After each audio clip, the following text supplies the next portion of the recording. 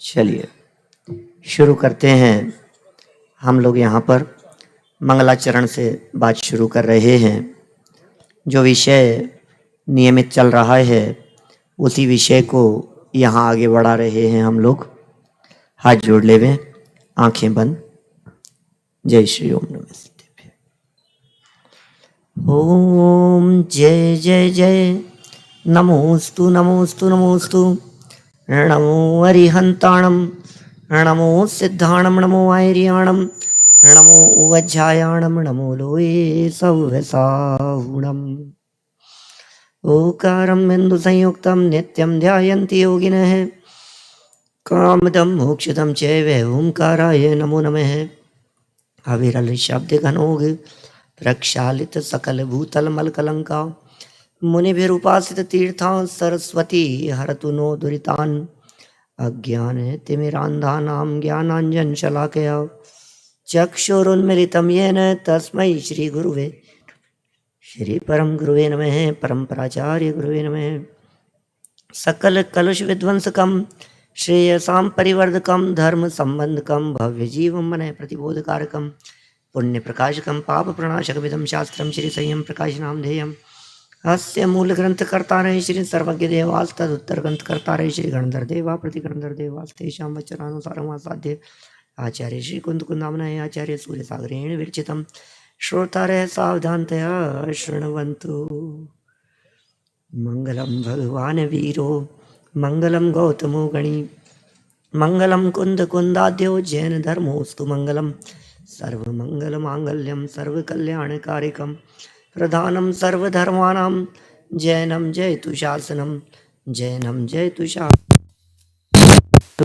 शासनम। संयम प्रकाश नाम का ये ग्रंथ है। आचार्य महाराज सूर्य सागर जी साहब द्वारा लिखी गई यह सुंदर रचना है। बातें छोटी छोटी सी होती हैं लेकिन समझने योग्य होती हैं। ऐसे ही छोटे छोटे से प्रकरण इस संयम प्रकाश ग्रंथ में नियमित चल रहे हैं। और आज कुछ एक छोटा सा प्रश्न इस तरह का है कि क्या महापुरुषों के जीवन में अणुव्रत होते हैं? क्या तीर्थंकर भी अणुव्रती होते हैं? बात तो छोटी सी है लेकिन इसके संबंध में थोड़ा बहुत ऊहापोह और थोड़े तर्क यहाँ दिए हैं, आगम प्रमाण प्रस्तुत किए हैं। हम सब ने पार्श्वनाथ स्वामी की पूजन करते समय उसकी जयमाला में एक लाइन पढ़ी है, भये जब अष्टम वर्ष कुमार धरे अणुव्रत महासुखकार। बहुत प्रसिद्ध लाइन है, पार्श्वनाथ भगवान की पूजन की जयमाला में आती है और हम आप लोगों में सब लोगों ने उस लाइन को कभी न कभी पढ़ा होगा, ध्यान भी होगा। तो उससे ऐसे लगता है कि क्या वे अणुव्रती हो गए, 8 वर्ष के हो गए तो अणुव्रती हो गए, अणुव्रत ले लिए उन्होंने। क्या अणुव्रत लेते हैं महापुरुष? और हमने तो ऐसा भी सुना है कि वो नहीं लेते हैं, और यदि वो लेते हैं तो फिर वो तीर्थंकर के जीव जब वे चक्रवर्ती हुए तो फिर उन्होंने कितना अणुव्रत लिया होगा 6 खंड की विभूति में। ये बातें छोटी छोटी सी है, कभी ऐसा भी लग सकता है आपको कि ये क्या बातें चला रहे हो आप, ये क्या विषय है, लेकिन जानने योग्य तो है एक बार। और सुंदर ढंग से उसका खुलासा भी किया है और उसके निष्कर्ष में यदि मैं अंत में ले जाऊंगा, वहां तक पहुंचेंगे अपन, कि जो पुरुषार्थी जीव होते हैं वे कमजोर नहीं होते। जो जीव उग्र पुरुषार्थी होते हैं उन जीवों का जो पुरुषार्थ होता है और काम करने का तरीका होता है वो ऐसा नहीं होता कि ये थोड़ा थोड़ा सा अब थोड़ा करके देख लो, एज ए प्रैक्टिस चलता हो उनके जीवन में। हम लोगों की तो स्थिति इस तरह की है कि किसी भी नियम को लेना हो, कोई त्याग करना हो, व्रत करना हो, तो भाई पूरा मत करो, एक साथ अभी 4 दिन करके देख लो, एक महीने का नियम लेके देखो पहले, यदि निभ जाए तो फिर आगे निभाना। ऐसा सोचते हैं अपन लोग। महीने भर अच्छे से निभ जाएगा तो फिर उसको आगे अपन और बढ़ा देंगे, फिर 6 महीने के लिए कर लेंगे। अभी जिंदगी भर के लिए मत लो प्रतिज्ञा, क्या पता अभी एक बार देखो तो सही। तो ये तो एक सामान्य लोगों की बातें है, लेकिन क्या महापुरुषों के जीवन में भी ऐसी स्थिति बनती है क्या? तो ये कह रहे हैं कि नहीं बनती भैया। महापुरुष तो नाम ही वो महापुरुष हैं। जो महापुरुष हैं उनके जीवन में भी ऐसी कमजोरी की बातें होगी क्या? तो व्रती के सामान्य कर्तव्य इस हेडिंग से यहां चर्चा को उठा रहे हैं। पेज नंबर है 611 है, संयम प्रकाश ग्रंथ है। किसी और को चाहिए हो राकेश जी भाई साहब तो आप रख सकते हैं, ले सकते हैं, है ना, एक्स्ट्रा। हाँ, थोड़ा वजन भी है ग्रंथ में, कोई बात नहीं। 611 नंबर पेज पर, और प्रकरण यहां शुरू हुआ है। नीचे एक हेडिंग दी है बीच में, व्रती के सामान्य कर्तव्य। वधाद सत्याचौर्याच कामाद ग्रंथा निवर्तनम पंचकाणुव्रतम रात्रे भुक्ति षष्ठम अणुव्रतम। अणुव्रतों की चर्चा की है और उनका स्वरूप बतलाया है। हम सबके जीवन में अपनी शक्ति अनुसार उन पापों से निवृत्ति होनी चाहिए, उसके संबंध में लिख रहे हैं। त्रस्त जीवों की हिंसा का त्याग से स्थूल अहिंसाणुव्रत है। क्या कहा? त्रस्त जीवों की हिंसा के त्याग से हम सबको होना चाहिए। मैंने तो एक बार नियम दिलाए थे हमारी सभा में, आप लोगों ने भी कभी लिए होंगे, शायद हो सकता है मेरी सभा में सुनते हुए संजय जी। मैंने ऐसे नियम दिलाए थे कि कम से कम संकल्प पूर्वक किसी जीव को मारने का त्याग तो करो। क्या इतना तो कर सकते हैं राजेश जी भाई साहब? संकल्प पूर्वक हम कॉकरोच नहीं मारेंगे, संकल्प पूर्वक हम मकड़ी को नहीं मारेंगे, संकल्प पूर्वक हम छिपकली नहीं मारेंगे। ये तो अभी कल भी तो चर्चा की थी इसी तरह की, शिकार की, कल के प्रवचन में। माने ये भी तो शिकार हो रहा है, हमें तो पता ही नहीं है हम किस किस तरह से शिकार कर रहे हैं। लक्ष्मण रेखा खींचकर क्या चींटियों का शिकार नहीं हो रहा है? मुझे पता नहीं, पहले बहुत सालों पहले सुना था इस तरह की कोई रेखा वेखा खींच देते थे, कोई लक्ष्मण रेखा। अभी भी खींचती है? हो अब तो घर घर में खींच रही है। तो शिकार कर रहे हो आप, चींटियों का शिकार कर रहे हो, मक्खी मच्छरों का शिकार कर रहे हो, कीड़े मकोड़ों का शिकार कर रहे हो।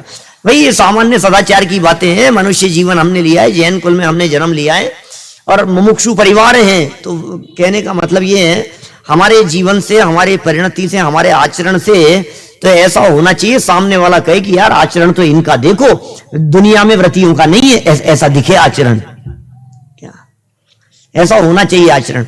और आज भी दुनिया भर में लोग तारीफ करते हैं मुमुक्षु मंडल के मंदिरों की। सफाई देखनी हो, काम देखना हो, मुमुक्षु मंडलों के मंदिर में जाकर के देखो, ऐसा कहते हैं। पंचकल्याणक देखना हो, सादगी देखनी हो, नियम देखने हो। माने जो नियम हमारे यहाँ पालन किए जाते हैं पूरे ग्रुप में, पूरे एक समुदाय में, वो बहुत दृढ़ता से पालन किए जाते हैं और वो एक प्रशंसनीय है। कहीं ऐसा न हो कि निश्चय के अतिरेक में, अतिरेक कह रहा हूं, निश्चय का पक्ष जिन्हें होता है उनमें तो विकृति नहीं होती। पक्ष तो होना ही चाहिए, पक्ष तो निश्चय स्वरूप वस्तु का ही होना चाहिए, पक्ष तो त्रिकाली ध्रुव ज्ञायक भगवान आत्मा का ही होना चाहिए। पक्ष करने योग्य तो वही है, लेकिन उसके पक्ष में यदि व्यवहार छूट रहा हो तो वो निश्चयाभास हो जाएगा। ऐसा हमारे महापंडित टोडरमल जी साहब ने कहा है। तो निश्चय का पक्ष हो लेकिन निश्चयाभास नहीं हो, ये सावधानी की बात है। निश्चय का पक्ष हो लेकिन निश्चयाभासी नहीं हो, क्योंकि समाज में इस तरह की भी वृत्ति प्रवृत्ति कई जगह पर आपने भी शायद देखी होगी। संजय जी आप तो घूमते ही हैं सब जगह। माने ऐसा दिखता है रात्रि भोजन कर रहे हैं और कहते हैं आत्मा तो कुछ खाता ही नहीं। अरे क्या है, खाने पीने में धर्म तो होता नहीं है कुछ। क्या तो बोले ये चलने वाली चीज नहीं है भाई साहब। ये जैन परंपरा का मार्ग है। यहाँ ऐसी कोई पोपावाई का राज नहीं है, कोई चाहे जो चीज चाहे जो चल जाए, ऐसा नहीं है। तो फर्स्ट नंबर पर कह दिया त्रस्त जीवों की हिंसा का त्याग हो, स्थूल अहिंसाणुव्रत है। फिर स्थूल झूठ बोलने का त्याग, सो सत्यानुव्रत है। अभी मेरे से 2-4 दिन पहले ही किसी ने कही, कौन विद्वान थे, किसने मेरे से बात कही कि भाई साहब मैंने आजकल झूठ बोलना छोड़ दिया। मतलब छोड़ दिया का मतलब कोई अपन सत्यानुव्रति तो नहीं कह रहे हैं अपने आप को, लेकिन कम से कम बिना मतलब की बातों में जो मतलब कोशिश यही रहती है कि मैं झूठ नहीं बोलूंगा, मैं सच ही बोलूंगा। अब तो कर सकते हैं, एक अच्छी पहल हो सकती है इस तरह की। हम क्यों झूठ बोले खाने पीने की चीजों में, घूमने फिरने की बातों में, व्यर्थ की बातों में। बैठे हैं मंदिर में कह दें दुकान पे बैठे हैं कह दें कि दुकान पे नहीं हूं, अभी तो बाहर गया हुआ हूं। हैं शहर में कह दें मैं दूसरे शहर में हूं, अभी तो शहर में नहीं हूं। क्या क्या मतलब है इन व्यर्थ के झूठ से? झूठ तो पाप ही है ना। इस झूठ बोलने के पाप से आपको ये जो जवान मिली है ना, ये जवान नहीं मिलेगी भाई साहब। क्या ये जवान जो मिली है, इस जवान का यदि हमने कर लिया दुरुपयोग तो ये जवान नहीं मिलेगी। ये कह रहे हैं यहां पर, ऐसी बातें लिख रहे हैं ये। कम से कम स्थूल झूठ बोलने का त्याग हो सो सत्यानुव्रत है, पर द्रव्यापहरण रूप चोरी का त्याग स्वाचौर्यानुव्रत है। दूसरे के धन और दूसरे की संपत्ति को हरण नहीं करूंगा। भावनात्मक रूप से ये बातें हमारे अंदर में होनी चाहिए। पर स्त्री मात्र का त्याग तथा स्वदारा में संतोष सो ब्रह्मचर्यानुव्रत है। प्रमाण में रखे हुए परिग्रह के सिवाय अन्य समस्त पदार्थों का त्याग तो परिग्रह परिमाणानुव्रत है। आज ही बतलाई, संजय जी बतला रहे थे अभी, पिताजी साहब वकील साहब की बात कह रहे थे कि बेटा जरूरत की चीज हो तो 2 पैसे ज्यादा लगे तो भी लेना, और जरूरत की नहीं हो तो सस्ते में भी मिल रही हो तो नहीं लेना। ये यही तो है, और क्या बता रहे हैं ये यही तो बात कह रहे हैं। हाथी मिल रहा है भाई साहब बहुत सस्ते में, ले लो। क्यों भैया, क्या करूंगा मैं, मेरे अभी कभी कोई बात नहीं, सस्ते में मिल रहा है। अरे सस्ते में मिलने का क्या करें, वो चीज उपयोग की है या नहीं है। मैंने अपनी परिणति को देखना चाहिए। यहाँ की तो बात नहीं कह रहा मैं, विदिशा की तो बात नहीं कह रहा, लेकिन बड़े शहरों में तो ऐसा दिखता है, घर से बाहर निकले मार्केट में जो चीज दिखी वो उठा लाओ। ये अच्छा लग रहा है, ये भी ले लो, ये अच्छा लग रहा है, ये भी ले लो। परचेजिंग कराने के लिए गए थे किसी और को, उसने तो की नहीं और खुद परचेजिंग कर लाए। तो ये क्यों अनाप शनाप इकट्ठा करने की बात सोची जाए, और जितने में काम चलता है उतने में संतुष्ट क्यों नहीं रहा जाए। भैया जो बाहरी परिग्रह में संतुष्ट नहीं होगा वो अपने गायक में कैसे संतुष्ट रह पाएगा। जो बाहरी संपत्ति में ही संतुष्ट नहीं हो पा रहा है उसे निज वैभव कैसे दिखेगा। जिसे बाहर का वैभव ही अभी ऐसा लग रहा है कि और चाहिए और चाहिए और चाहिए। अरे भाई तू परिपूर्ण तत्व है, अंदर में देख। ये परिपूर्ण तत्व को देखने वालों को बाहरी विषयों के प्रति, बाहरी संपदा के प्रति आसक्ति नहीं हुआ करती है। इसलिए परिग्रह परिमाण की भावना भाना, और परिग्रह परिमाण व्रत सच्चा तो होगा 5वें गुण स्थान में जाकर, 2 कषाय चौकड़ी के अभाव पूर्वक, और कोई कठिन नहीं है काम, 2 कषाय चौकड़ी का अभाव होगा। लेकिन एक बात समझ लेना कि कम से कम भावना तो आए कि ऐसा जीवन होना चाहिए। क्या इकट्ठा कर करके बहुआ आरंभ परिग्रहत्वम नारकस्यायुषे सूत्र तो पढ़ते हैं और वही बढ़ता चला जाता है। तत्वार सूत्र में सूत्र तो पढ़ते हैं, याद है सूत्र, बहुआ आरंभ परिग्रहत्वम नारकस्यायुषे। बहुत आरंभ और बहुत परिग्रह रखने के परिणामों से नरक आयु कर्म का आश्रम होता है। अब होता है पढ़ लिया अपन ने, अब वही चल रहा है, अनाप शनाप जोड़ने की चीज चल रही है। सच में दिल पर हाथ रख करके कहना, हो सकता है कल भी प्रवचन में कही हो इस तरह की बात, मैंने कितना अनाप शनाप जोड़ा हुआ है। घर में जाकर के देखोगे 50% घर में आपके अनयूज की चीज होगी। घर के सारे आइटम जितनी चीजें रखी है ना, 50% कह रहा हूं, 50%, बहुत बड़ा रेशो कह दिया मैंने। 50% सामान ऐसा होगा जो आपके काम नहीं आता है, काम नहीं आया था और काम नहीं आएगा, और जब उसको निकालने का प्रसंग बनता है तो कहते हैं रहने दो, कभी काम आएगा। क्या भाई होता है ना, अभी तो नहीं, क्या पता कब काम आ जाए, क्या पता कब काम आ जाए, कि पिछले 10-15 साल में तो कभी काम आया नहीं, क्या पता। घर का काम चला होगा, चलता है तो कितना सामान ऐसा आता है जो रखा रहता है। लोहे फर्नीचर का काम चल रहा होगा तो लकड़ियां पड़ी हुई होगी, कीलें पड़ी होगी, ये दुनिया भर के उसके औजार पड़े हुए होंगे। न मालूम कब कब के नल का, प्लम्बर का काम चल रहा है, बिजली का काम चल रहा है तो उनके डब्बे, स्पेस, दुनिया भर की चीजें, उनकी प्लेटें, न मालूम क्या क्या पड़ा ही होगा वो। काम नहीं आएगा। आपके घर में कितने चप्पल जूते की जोड़ियां ऐसी पड़ी होगी जो काम नहीं आएगी और जो खराब हो गई है और फेंकी नहीं जा रही है और पहनेंगे भी नहीं और वो पड़ी है। कितनी बेल्ट होगी। अब मैं एक एक चीज को क्या कहूं, प्रकरण अपना ऐसा नहीं है, बस इशारे में कह दिया है, थोड़ा कहा है, थोड़ा समझ लेना। कितने कपड़े ऐसे होंगे, कितने कपड़ों की जोड़ियां ऐसी होंगी, जो जो आपको ऐसा लगता हो। लेकिन ये सब अनाप शनाप इकट्ठा होता चला जाता है, पिछला निकलता नहीं है। ये कह रहे हैं थोड़ा लिमिट करो भैया, क्या करोगे।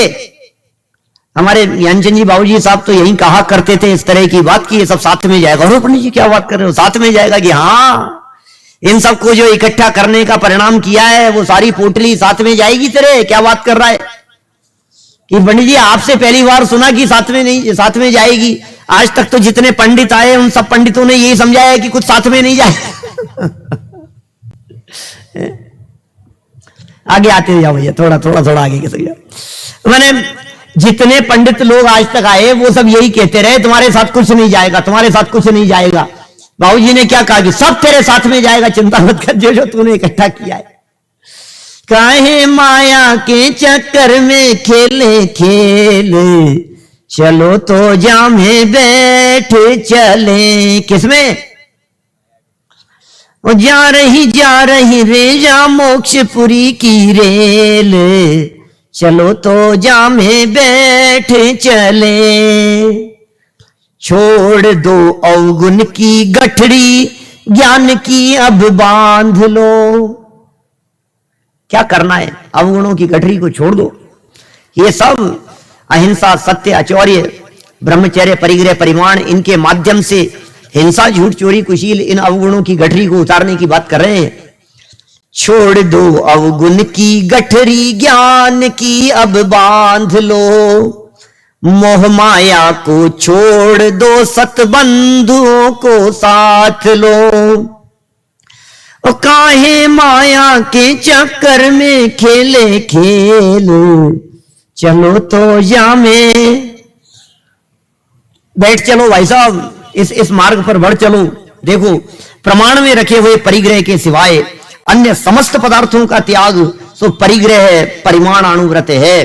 रात्रि में खाद्य, स्वाद्य, लेय, पेय, रूप, चारों प्रकार के आहार का त्याग सो रात्रि भोजन त्याग नामक छठा अनुव्रत है। इसको छठा अनुव्रत कहा है कई आचार्यों ने। भाई आशीष, छठा अनुव्रत बोले, छठा अनुव्रत कौन सा? अनुव्रत तो 5 ही होते हैं, आप छठा बता रहे हो, आचार्यों ने लिखा है। इस तरह कई आचार्यों का 6 अनुव्रत रूप भी अभिप्राय है, सो स्वीकार योग्य है। भैया विवक्षाएं हैं, हमें पता नहीं होता है, हम तुरंत कह देते हैं इनमें इतनी अकल नहीं है, छठा अनुव्रत बता रहे हो, अनुव्रत तो 5 ही होते हैं। अरे भाई, आपने कितने ग्रंथ पढ़े हैं? अनेक ग्रंथों का सार लेकर के यहां बातें लिखी जा रही है। रात्रि भोजन त्याग को भी छठे अनुव्रत के अंतर्गत लिया गया है। अहिंसा के पोषण में सार्थक बनता है, वो अहिंसा की सिद्धि होती है उसके माध्यम से। यहां तो कोई नहीं करता होगा, इसलिए ज्यादा बात नहीं करता हूं, आगे बढ़ता हूं। सब दिन में खाते हैं ना?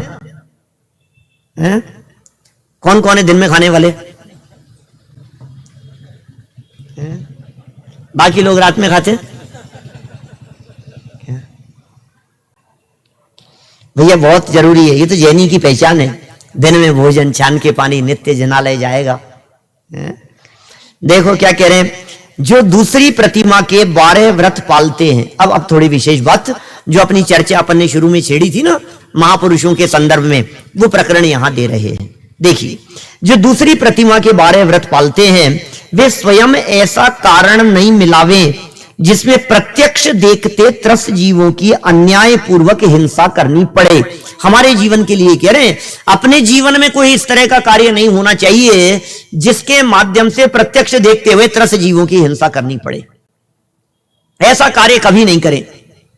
सोचें, विचारें कि हम जो काम कर रहे हैं, इस कार्य को करने में त्रस्त जीवों की हिंसा की संभावना तो नहीं है, 2 इंद्रिय 4 इंद्रिय जीवों की हिंसा तो नहीं होगी। तो सावधानी रखें। जैसे भी बतला रहे हैं यहां, जैसे राज करना, सेनापति, कोतवाल होना, हलवाईगिरी करना, मना कर रहे हैं। प्रत्यक्ष त्रस्त हिंसा का त्याग हो रहा है। यहां कोई करते हो तो भैया ध्यान रखना। अरे साहब, ये कहां फंसा दिया हमारे को, ये क्या कह रहे हो आप? ये कोई कैटरिंग का काम करते हो, कोई हलवाई का काम करते हो, कोई बनवाते हो, बनाते हो, जो भी करते हो, अभी तत्काल नहीं छूटे तो भावना भाना कि हमें ये काम बदलना है। हमें ये काम करना नहीं है, ये कार्य हमारे करने योग्य नहीं है, क्योंकि कितनी अनाप शनाप उसमें हिंसा होती है ये वो ही जानते हैं जो उस कार्य में लगे रहते हैं। कितनी हिंसा होती है, निषेध कर रहे हैं यहां पर क्या क्या नहीं करना है, राज करना निषेध कर रहे हैं। अब क्या राजा बनके क्या करूंगा, अणुव्रती राजा नहीं हो, मतलब दूसरी प्रतिमाधारी राजा नहीं हो सकता, प्रतिमाधारी राजा नहीं हो सकता, सेनापति नहीं हो सकता, कोतवाल होना, हलवाईगिरी करना,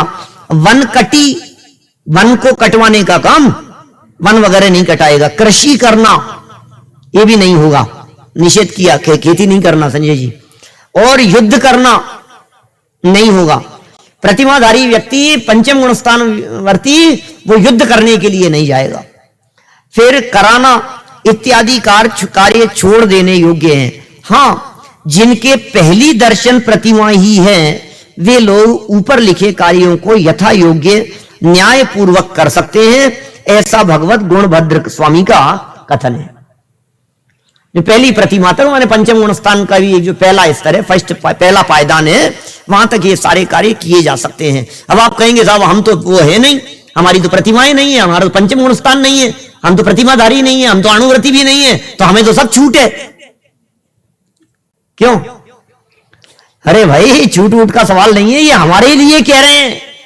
भावनात्मक रूप से और वर्तमान अपने जीवन में इन चीजों का दृढ़ता से पालन करना चाहिए। गुणस्थान तो जो होगा यो होगा, और गुणस्थान तो तुम्हें दिखेंगे भी नहीं।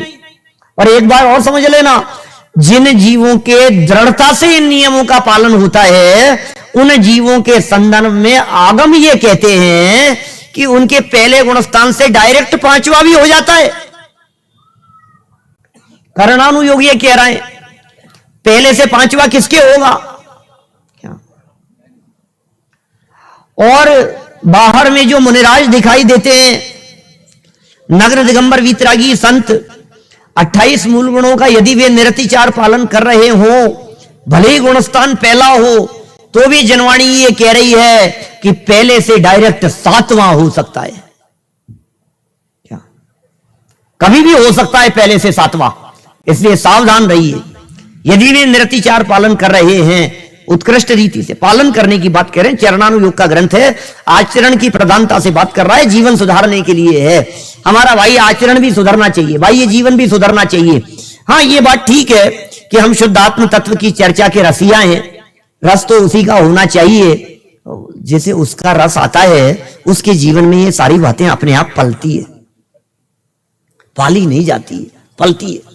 जीवों के प्रति करुणा का परिणाम नहीं हो। और आत्मा आत्मा की गीत गाओ, आत्मा हूं मैं तो, शुद्ध आत्मा हूं मैं तो, कहां आत्मा हो तुम? आत्मा आत्मा की बातें कर रहे हो, अपने आप को परमात्मा कह रहे हो, परमात्मा की बातें कर रहे हो, और तुम्हें इस कॉकरोच के अंदर परमात्मा नहीं दिखाई दे रहे क्या?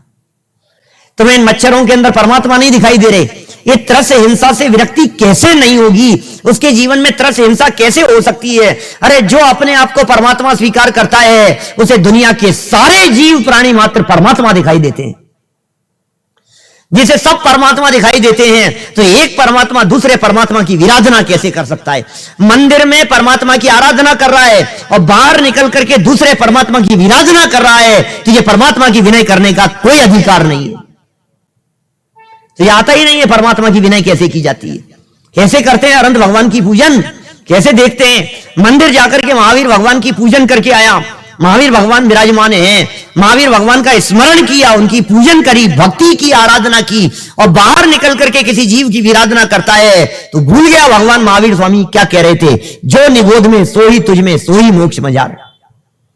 ये भगवान महावीर स्वामी का उपदेश है, ये संदेश है उनका, उसको कहां स्वीकार किया हमने? पूजा करने से तो भगवान की भक्ति होती नहीं है। वे क्या कह रहे हैं? भक्त नहीं भगवान बनने की प्रेरणा दे रहे हैं। वे कह रहे हैं तुझमें और मुझमें कोई अंतर नहीं है, जैसा मैं हूं वैसा तू है। जैसे ये वेदी पर विराजमान परमात्मा है, ऐसे देह देवालय में परमात्मा है, और जैसे आपके देह देवालय में परमात्मा है प्रमोद जी भाई साहब, उसी तरह से चींटी के देवालय में भी परमात्मा है, उसी तरह से मच्छर के देह देवालय में भी परमात्मा है। और हो सकता है वे आपसे पहले मोक्ष चले जाएं। एक परमात्मा दूसरे परमात्मा की विराधना कैसे करे? परमात्मा की बातें तो बहुत की है, लेकिन बाह्य आचरण में यदि नहीं है तो शोभा नहीं देती है। हम उन गुरु के शिष्य हैं, फूल पर पांव भी रख देते थे, कोई वो तो संभव ही नहीं है। घास के एक तिनके पर पांव नहीं रखा, उपकार दिवस मनाया 2 दिन पहले, क्या कल ही की तो बात है, कल। सोचो जरा, एक घास के तिनके के ऊपर यदि कोई पैर रख देवे तो ये क्या कर रहे हो तुम, ये योग्य नहीं है। अरे तुम्हारे भवों के, पूर्व भवों के अनंत माता पिता इसमें बैठे हैं, भविष्य के अनंत केवली इसमें निवास कर रहे हैं, ये परमात्मा है, परमात्मा देखो इसे। सोचो जरा, और कोई कह देवे, सब प्रसंग सुने हैं सबने, कौन देखे, केवली का अपमान करता है, साक्षात तीर्थंकरों का अपमान कर रहा है भाई। किसने देखे, क्या बात कर रहा है, केवलियों ने देखे हैं। ये सर्वज्ञ भगवान की वाणी है, ये 3 लोक के नाथ की वाणी है। देखो जरा क्या कह रहे हैं। उत्तर पुराण का एक श्लोक प्रस्तुत किया है, यथा संभव यथा योग्य रीति से न्याय नीति पूर्वक जितना संभव हो सके इन क्रियाओं से बचने का प्रयत्न करना चाहिए।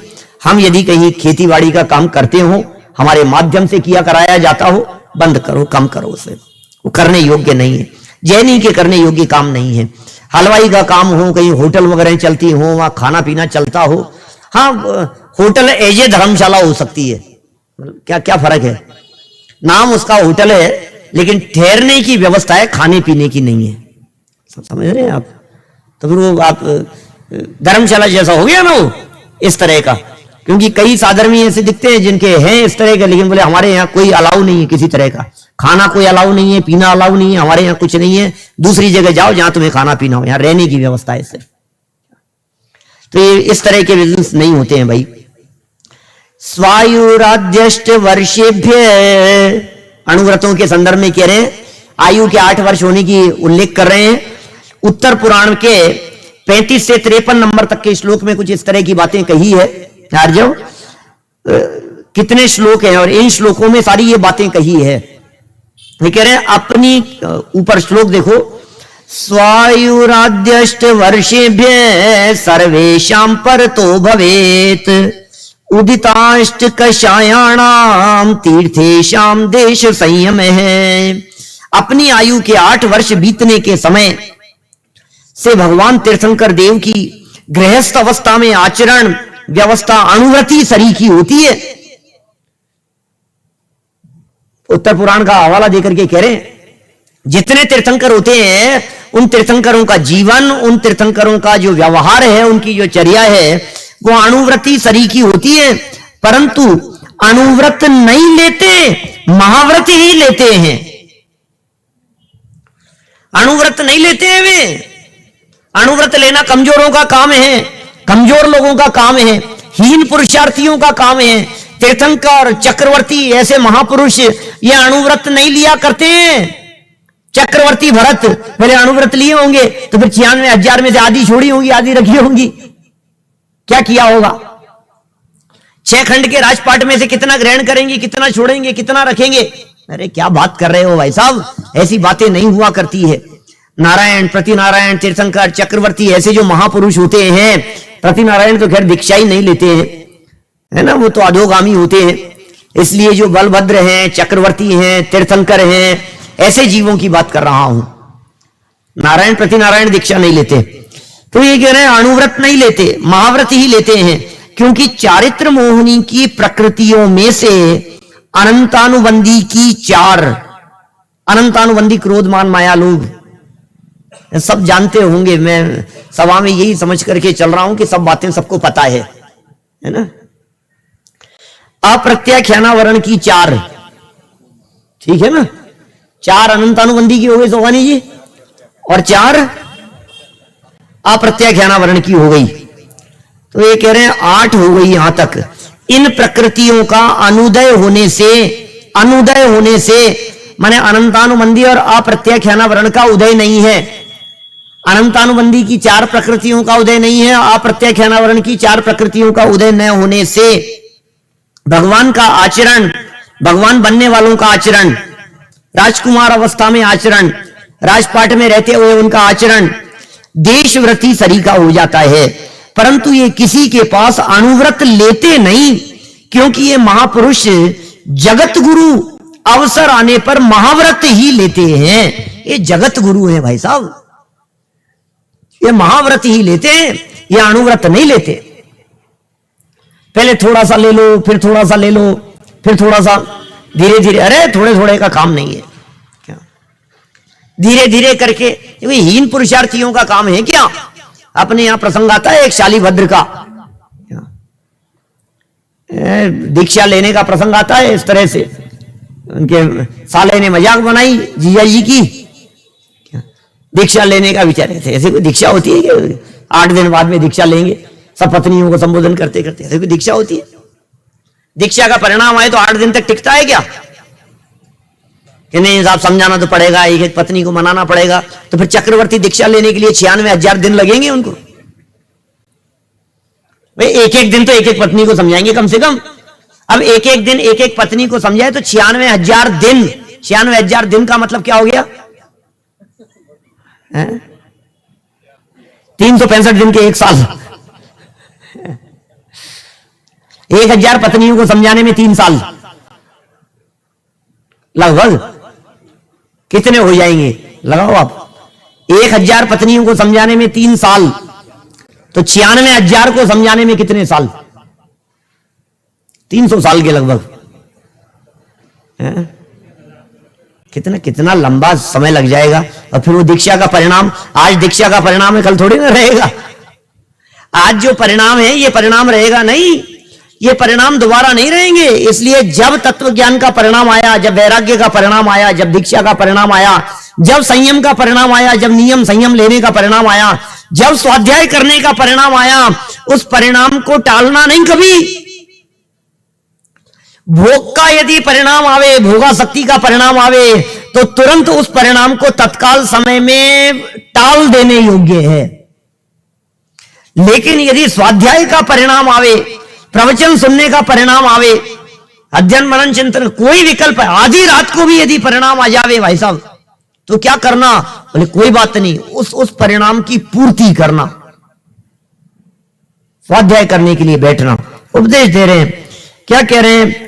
वे महाव्रत ही लेते हैं, अन्यथा अणुव्रति की हालत में राजकाज करते हैं। अणुव्रति की हालत में कि हां 6 खंडों को जीतकर कोई कोई चक्रवर्ती पना भी स्थापित करते हैं। पंचम गुण स्थान की स्थिति में उपचार से स्थिति वैसी होगी उनकी। अन्य राजाओं को वशवर्ती कर शासन करते हैं। उस समय उनके अप्रत्याख्यानावरण कषाय की सर्वघाती प्रकृति का तो सर्वथा अनुदय तथा देशघाती प्रकृति का उदय होने से इस रूप प्रवृत्ति होती है। ये अप्रत्याख्यानावरण की देशघाती नहीं, अन्य देशघाती प्रकृतियों का उदय, ठीक है ना? ये तो सर्वघाती ही है, क्योंकि सर्वघाती प्रकृतियों में देशघाती स्पर्धक नहीं हुआ करते, देशघाती प्रकृतियों में सर्वघाती स्पर्धक होते हैं। तो ये किंचित मतलब यहां थोड़ा सा भाषा में स्खलन जैसा दिखता है, लेकिन जो समझदार लोग हैं वो बराबर इस चीज को यथार्थ समझेंगे। अन्य जो देशघाती प्रकृतियां हैं उनका उदय होने से इस रूप प्रवृत्ति उनकी होती है। अब कितना समझ में आ रहा है आप लोगों के मुझे नहीं पता, कुछ समझ में आ रही है कि बात ये क्या चल क्या रहा है, क्या हो रहा है ये? देखो, जैसे मिथ्यात्व नहीं होता चक्रवर्तियों के, मिथ्यात्व नहीं है, अन्याय नहीं है, और क्या अभक्ष्य नहीं है, इनका तो पूर्ण रीति से अभाव होता है। तथा पंच अणुव्रत रूप सातिचार प्रथम प्रतिमा की सी वृत्ति से न्याय रूप से जितने भी कार्य होते हैं उनको करते हैं। जैसे राजा होना, सेनापति होना, ये सब पहली प्रतिमा के योग्य कार्य थे, वो यथावत रीति से वो करते हैं। 2 कषाय चौकड़ी का अभाव हो जाने पर और अन्य कषाय चौकड़ियों के उदय होने पर ऐसी स्थिति उनके साथ में बनती है। ऊपर के कथन से स्पष्ट हो जाता है कि अणुव्रति न्याय रूप से राजा महाराजा इत्यादि सांसारिक पद व्यवहार कर सकता है, अणुव्रति कर सकता है, लेकिन न्याय नीति रूप से करे, संभल करके करे। राजा वही है जो न्याय पूर्वक स्वयं चलता हुआ दूसरों को न्याय के पथ पर चलाता है, वही राजा है।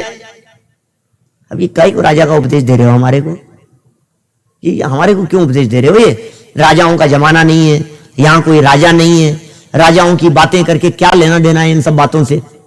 सुनील लवल जी, सुनो भैया, आप भी राजा हो। आज के समय में हर व्यक्ति अपने अपने क्षेत्र में राजा है। क्या आप पारस महल के राजा हो क्या? आप कहीं और के राजा हो, आप कहीं और के हो। अरे कहीं के नहीं तो अपने परिवार के राजा हो क्या? सब हर व्यक्ति अपने अपने फील्ड में 4 लोगों के ऊपर शासन करता है, ये उनके ऊपर राजा है। तो उसको ये कह रहे हैं न्यायपूर्वक स्वयं चलता हुआ दूसरों को न्याय पथ पर चलाता है, सच में वही राजा है। राजा कौन? इसको उल्टा लगाओ, इसकी परिभाषा को थोड़ा सा अलग एंगल से लो। राजा किसे कहते हैं भाई दीपम? राजा किसे कहते हैं ये बताओ। बोले जिसके ऊपर जो सबके ऊपर शासन चलाता हो। बोले नहीं, जो न्याय पूर्वक स्वयं चलता हो और दूसरों को न्याय पथ पर चलाता हो उसे राजा कहते हैं। हम न्याय पथ पर चलते हैं और अपने परिवार के लोगों को, अपने बच्चों को न्याय पथ पर चलने की प्रेरणा देते हैं तो आप राजा हैं। ऐसा हो गया ना? राजा की परिभाषा कैसी होगी? नीतिकार तो इसी तरह की व्याख्याएं करते हैं। नीतिकार कहेंगे आप भी राजा हैं, आप न्याय का उपदेश देते हैं कि नहीं? यदि नहीं देते हैं तो आपका राज तिलक हो रहा है। अब सच्ची बातें बतलाना शुरू कर दो बच्चों को। बिजनेस कैसे करना बेटा? ईमानदारी से करना, ये न्याय की बातें सिखाओ।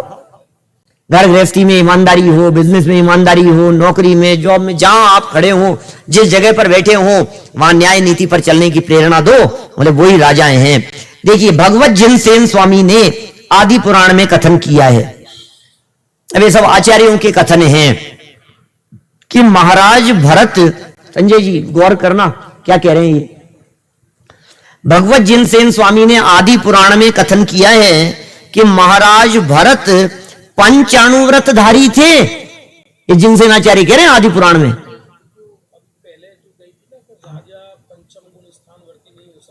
उसका फिर आगे कह दिया ना, पलट करके दूसरी बात कह दी ना यहां। हाँ तो कह दी ना दूसरी तरफ, इसीलिए तो ये पूरा स्पष्टीकरण मैंने शुरू में ही कहा था कि इसके संबंध में ऊहापोह किए और फिर नीचे निष्कर्ष भी दिया है उसका। तो पंचम गुण स्थानवर्ती कह रहे पंचाणुव्रतधारी थे तथा न्याय शासन की बागडोर भी अपने हाथ में रखते थे।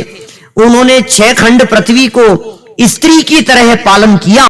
6 खंड की पृथ्वी को भरत चक्रवर्ती ने।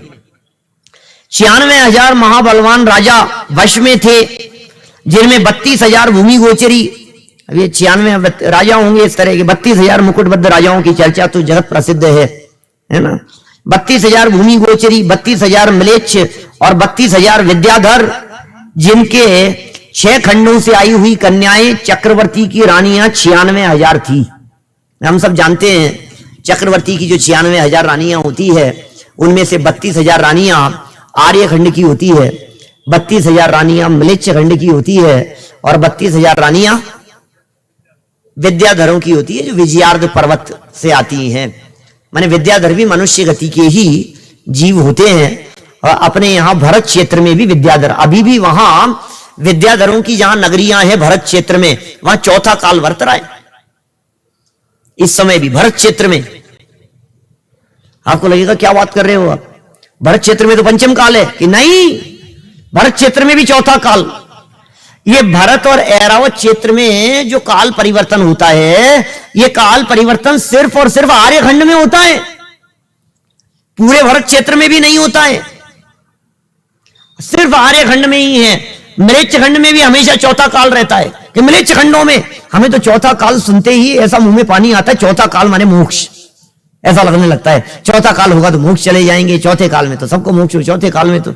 अरे चौथे काल का कोई ऐसा समय नहीं है जहां जन्म नहीं लिया हो। चौथे काल के हर समय में जन्म लिया है हमने, अनंत बार जन्म लिया है। काल परावर्तन पूरा करते हुए एक एक समय में चौथे काल में हमने जन्म लिया है। तो चौथा काल कोई बड़ी चीज थोड़ी ना है। म्लेच्छ खंड वाले सब चौथे काल में है। विजयार्ध पर्वत पर चौथा काल वर्त रहा है अभी, और ऐसा भी लिखा है, अभी वर्तमान की तो नहीं कहते लेकिन ऐसा लिखा है, वे विद्याधर यदि अपनी विद्याओं का त्याग करके दीक्षा ले लेवे तो 14 गुणस्थान पार कर मोक्ष की प्राप्ति कर सकते हैं। विद्याधरों को निर्वाण की प्राप्ति हो सकती है। वे विद्याधर मनुष्य गति के हैं, दीक्षा ले सकते हैं। हाँ सही बोलो। देखो क्या क्या लिख रहे हैं आगे, अच्छी अच्छी बातें बता रहे हैं, यहाँ जानकारी योग्य बातें बता रहे हैं। चौथे काल में कल्प वृक्ष नहीं होते, है ना। किसी को ऐसा लगे कि भाई चौथे काल में तो कल्प वृक्ष होते होंगे, चौथे काल में बिल्कुल कल्प वृक्ष नहीं होते। चौथे काल हमारा जैसा ही काल है। चौथे और 5वें काल की परिस्थितियों में कोई फर्क नहीं है। अभी पंचम काल में जैसी परिस्थितियां दिख रही है, चौथे काल में भी ऐसी ही होती है। जैसे पंचम काल में आप दुकान पर बैठते हैं, कमाते हैं, खाते पीते हैं, बनाते हैं, इसी तरह से चौथे काल में भी होता है, कोई फर्क नहीं है।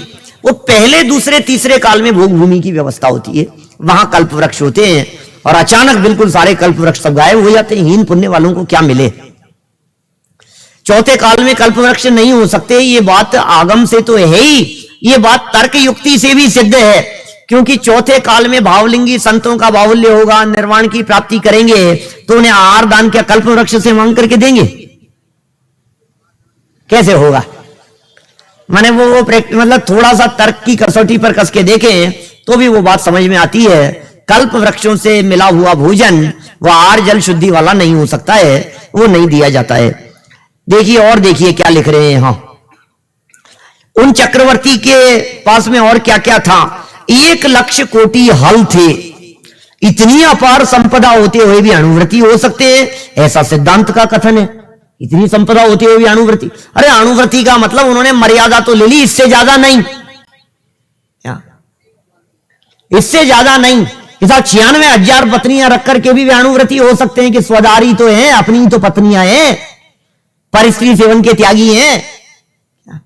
भले ही 96,000 हो, लेकिन अपनी पत्नी में ही तो संतुष्ट हैं। अभी तो विवाह है, जो नियोग है वो तो उनके पुण्य का इसी तरह की स्थिति बनती है स्थिति। हाँ, इतनी बात अवश्य है कि सप्तशीलों को धारण करने के लिए पंचाणुव्रत निरतिचार होने चाहिए। तो राज्य करते समय ये बात संभव नहीं है शील व्रतों के संदर्भ में। इसका मतलब वो 12 व्रत नहीं हो पाएंगे उनके। अणुव्रत इस तरह का कहा गया है और वो होता है, जितना मर्यादा में कहा है उतने मर्यादा में उन बातों को स्वीकार करना चाहिए। इसलिए राज्य को छोड़कर व्रतों का आदर करते हैं। ऐसे राज्य त्यागी भरत चक्रवर्ती तथा श्री शांतिनाथ, कुंथुनाथ, अरनाथ, ये 3 भी चक्रवर्ती पद को छोड़कर साधु हुए। इनका विशेष वर्णन प्रथमानुयोग से जानना चाहिए। 3 पद के धारी कौन कौन थे भाई? अनर्ग, शांतिनाथ, कुंथुनाथ, अरनाथ, है ना? 3 पद के धारी थे ना? पक्का सही है ना? 3 पद के धारी थे? नहीं थे, साहब लिखा है शास्त्र में। बता दे रहे हैं आपको कि कैसे नहीं थे 3 पद के धारी, इनके बारे में लिखा है। अच्छा, कब थे, कौन सी उम्र में थे 3 पद के धारी? कौन सी उम्र में 3 पद के धारी थे? भाई जब चक्रवर्ती थे। अच्छा, आपको पता है हमारे नरेंद्र मोदी जी भी 2 पद के धारी हैं। कौन कौन से? मुख्यमंत्री भी और प्रधानमंत्री भी। नहीं, दो पद नहीं है, मुख्यमंत्री थे ना? है मतलब जब मुख्यमंत्री थे तब प्रधानमंत्री नहीं थे, जब प्रधानमंत्री हो गए तब, तो दोनों एक साथ नहीं है। तो जब चक्रवर्ती थे क्या तब तीर्थंकर नहीं थे क्या? जब चक्रवर्ती तो पद छोड़ दिया, दीक्षा ले ली, दीक्षा लेकर के मुनि हो गए, तब भी तीर्थंकर नहीं थे, तब भी मुनि थे। और फिर उसके भी बाद अपने स्वरूप में लीन होकर जब श्रेणी चढ़ने लगे, तो श्रेणी चढ़ते हुए जब केवल ज्ञान की प्राप्ति हो गई, तब तीर्थंकर कर्म प्रकृति का उदय आया, तब वे तीर्थंकर बने। मतलब जब चक्रवर्ती थे तब तीर्थंकर नहीं थे, जब तीर्थंकर बन गए तब चक्रवर्ती नहीं रहे थे। फिर भी आप कह रहे हो 3 पद के धारी। क्या एक ही भाव में थे? कह दो आगे पीछे उपचार से, हमें कोई ऐतराज नहीं है उसमें। शास्त्र की कोई लाइनें आप दिखा भी दोगे तो हम कोई उसको ऑब्जेक्शन थोड़ी ना करेंगे कि हाँ ठीक है लिखा है, 3 पद से युक्त जिनेश्वर, माया तज्जो ध्यावे, कर्म नाश कर शिवपुर जावे, मुक्तिपति कहलावे। सुनिए क्या लाइनें कभी? लाइनें नहीं सुनी कभी आप लोगों ने? नहीं सुनी? ये विधान है, शांति विधान, एक शांतिनाथ विधान उधर चलता है हमारी तरफ, और मैंने कोई 100 से ज्यादा बार किया कराया होगा। है सब ऐसा ही, पहले बहुत, अब तो सब कोई मतलब नहीं है उसमें, इस तरह की बातें हैं सब। मैंने वो उसमें कहते हैं वो 3 पद से शांतिनाथ भगवान का बहुत चलता है, वही जिसको देखो शांति विधान के नाम पर वही विधान करते हैं लोग समाज में, ऐसे करते हैं। तीनों पद से युक्त कभी होते ही नहीं है, इस बात की हमें खबर ही नहीं है भाई साहब। अरे जिन्हें निज पद सुहाया हो, जिन्हें तीर्थंकर पद की दरकार नहीं हो, वे चक्रवर्ती पद की क्या चाह करेंगे।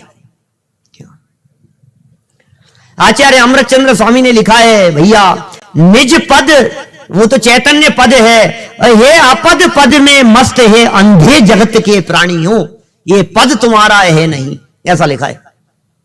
कहां अपद के अंदर मस्त हो गए हैं हम, यहां तो चक्रवर्ती पद तो बहुत दूर की बात है, हम तो अपने ही पद में मस्त है। मैं तो मंदिर का मंत्री हूं,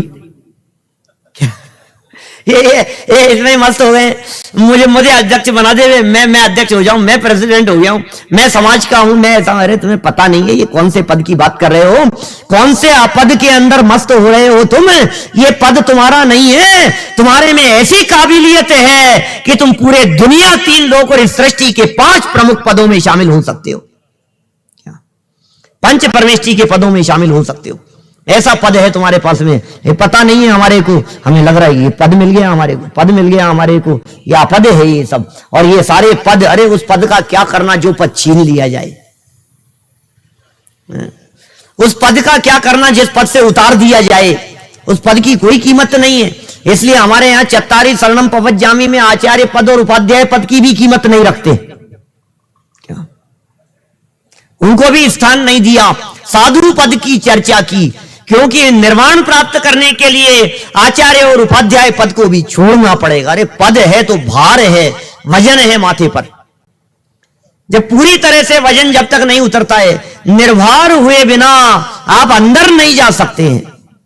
अंदर यदि जाना है, स्वभाव का आश्रय यदि लेना है, तो निर्भर होना पड़ेगा। निर्भर होने की विधि क्या? पहले तो पद छोड़ो, प्रतिष्ठा का मोह छोड़ो, तो पद भी छोड़ो, प्रतिष्ठा भी छोड़ो, चारों तरफ से इन सब बातों का लाग लपेट जब छोड़ दिया जाता है, और जब निज गायक भगवान आत्मा को देखा जाता है, तो बोले अब जो पद मिल गया है उसके आगे सब निस्सार नजर आते हैं।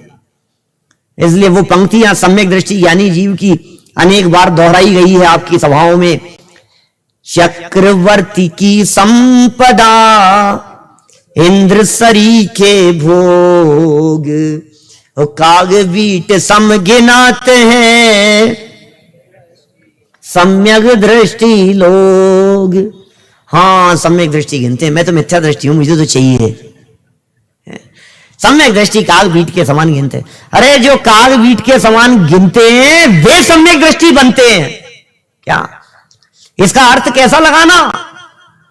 आज तक हमने इसका अर्थ इसी तरह से लगाया है कि चक्रवर्ती की संपदा और इंद्रों जैसे भोगों को जो सम्यक दृष्टि ज्ञानी जीव होते हैं वे काग बीट के समान गिनते हैं। अब इसका अर्थ उल्टा लगाओ थोड़ा सा, कि जो इनको काग बीट के समान गिनते हैं उन्हें सम्यक दर्शन की प्राप्ति होती है, वे सम्यक दर्शन बनने के पात्र होते हैं। कौन होगा सम्यक दर्शन बनने का पात्र? किसके जीवन में सम्यक दर्शन होगा? अभी अणुव्रतों की चर्चा कर रहे थे यहां, अणुव्रत किसके होंगे? मैं कभी कभी ऐसा पूछता हूं, मुझे एक बात का जवाब दीजिए, निशंकित आदि 8 अंग किसके जीवन में होते हैं? सम्यक दृष्टि के होते हैं? हाँ, ऐसा लगाना, क्या बात ख्याल में आ रही है क्या? निशंकित अंग किसके? सम्यक दृष्टि के। निकांक्षित बोले सम्यक दृष्टि के। निर्विचिकित्सा, अमूढ़ दृष्टि, उपगुण, स्थितिकरण, वात्सल्य, प्रभावना बोले सम्यक दृष्टियों के होते हैं। इस धोखे में मत रहना। आपके जीवन में यदि जिनवाणी और तत्व ज्ञान के प्रति शंका बैठी हुई है, सम्यक दर्शन प्राप्त करने का पात्र नहीं है। आपके हृदय में व्यवहारिक भूमिका में यदि अभी कांक्षाएं बैठी हुई है, निकांक्षितपना नहीं है यदि, तो सम्यक दर्शन प्राप्त करने की पात्रता नहीं। निर्विचिकित्सा चाहिए, अभी निर्विचिकित्सा चाहिए, वर्तमान समय में निर्विचिकित्सा चाहिए। मूर्ताओं का त्याग वर्तमान समय में चाहिए, मिथ्यात्व की भूमिका में। उपगुण अभी चाहिए, स्थितिकरण, वात्सल्य, प्रभावना है क्या अंदर में? वही तो डेवलप होते हैं, जिसमें जो गुण होते हैं वही गुण डेवलप होते हैं। सम्यक दर्शन हो जाने के बाद में वात्सल्य निर्मल होगा, सम्यक दर्शन हो जाने के बाद में स्थितिकरण में प्रगाढ़ता आ जाएगी, सम्यक दर्शन हो जाने के बाद में प्रभावना, वात्सल्य, स्थितिकरण, उपगुण। अभी वर्तमान में उपगुण है या नहीं है? जीवन सुधार के लिए कहता हूं, समय हो गया है अपना, लगभग बात पूरी करता हूं। इतनी बात समझ लीजिएगा भाई साहब, यदि अपने जीवन में एक उपगूहन नाम का अंग नहीं है ना, भूल जाइए, सम्यक दर्शन नहीं हो पाएगा। बहुत बड़े गुण की बात कह रहा हूं मैं, बहुत बड़ी बात कह रहा हूं। सम्यक दर्शन नहीं हो पा रहा है, इस सभा के अंदर बैठे हुए कोई सम्यक दृष्टि है तो नहीं, यहां कोई हो तो उन्हें वंदन है, पैसुरनाथ जजे हैं ऐसा कहा है।